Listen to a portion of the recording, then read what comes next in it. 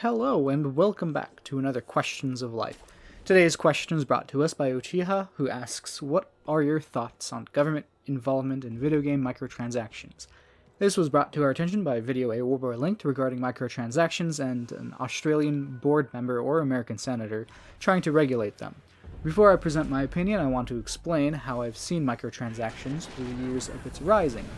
First, in the early 2000s, when YouTube was still owned by its creators and had a yellow subscribe button and MySpace was still a thing, free-to-play browser games started popping up.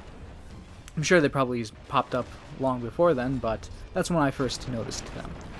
As the name implies, they were free and the development teams earned no money on those. However, as you played the game, at some point you would be met with a digital store where you can spend real-world money to buy weapons, skins, or characters for the game. The developers for these games didn't have the clout or resources to put their games onto the PlayStation 2 or Xbox. Microtransactions, as well as selling ad space in their games, were a way for them to make a profit for their work. Moving on to the PlayStation 3 and Xbox 360 era, our internet and technology advanced. Now we were able to send larger packets of information across our wireless connections. Digital stores on these systems saw a rise in additional content as a result. At the time, the content had been sections of games the development team weren't able to complete upon release. Asura's Wrath, great movie, terrible game, is a prime example that comes to mind. However, the add-on content is not as egregious as free-to-play games. Transitioning into the modern era of gaming, games launched with DLC content immediately available in their digital stores. For instance, Devil May Cry allowed you to buy blue orbs for real-world currency, Persona 5 allowed you to buy extra healing items for real-world money. Furthermore, EA's Battlefront 2 gives you the option of spending money for loot boxes at the chance for rare characters. Forgoing the loot boxes, you could grind a ridiculously high amount of points for the character. Wait, isn't that what free-to-play games do? Indeed. After 20 long eons of gaming standards rising, we've hit the extremely high bar of free-to-play games. Now, this is in no way meant to chastise free-to-play games. I loved Smite for the time I played it. What I am drawing attention to is EA essentially developing a free-to-play game for $60. According to EA's head of marketing, he argued that microtransactions offset the ever-rising cost of game development. Thus, these loot boxes are an integral part of the business making a profit.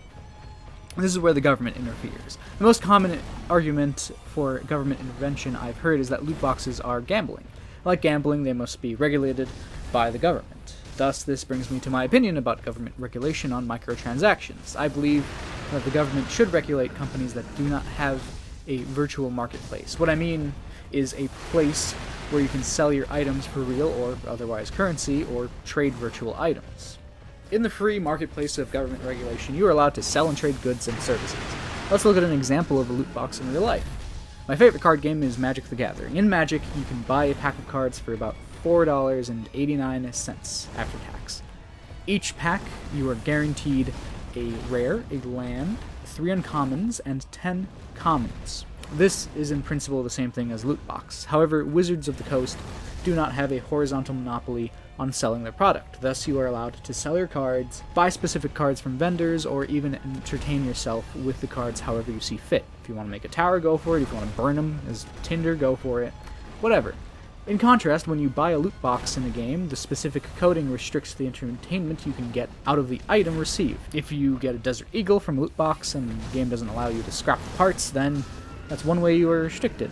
Further, if the coding forces the item to be beholden to you, then you can't trade it, and if the game has no virtual market, then you can't even sell it back.